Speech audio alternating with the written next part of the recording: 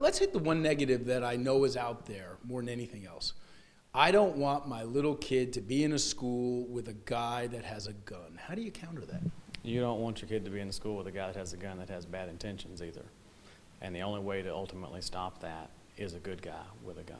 Jack Byrd is the CEO of Solaren Risk Management. His security firm employs almost 500 security officers who work some of the biggest and most visible venues in the state. 93% of these were planned, premeditated. 93% of school shootings are premeditated. These aren't crimes of passion that just erupt in a moment of violence. These are things that had identifiers out there. And if it is predictable, it is preventable. Byrd applauds the governor's decision to put an SRO in every school. I think it's long overdue. But he says that uniform training is necessary because working in a school is much different than working on the streets. The most fun, populations to serve.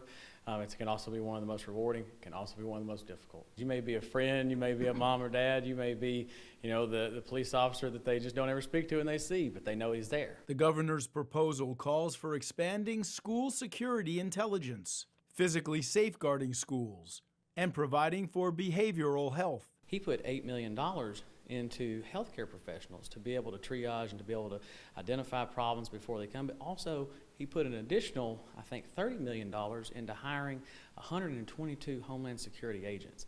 Those agents can be invested as far as identifying problems before they happen, listening to intel, things of that nature. So a lot of this money is in the preventative side. The majority of it is in the preventative side. But when all these things fail, Byrd says it comes down to an officer inside, protecting the kids. The last line of defense, when physical security measures fail, when the prevention system has failed, the only thing that's left standing in between that loss of life is a good guy with a gun. It is an officer that's trained and ready to answer that call.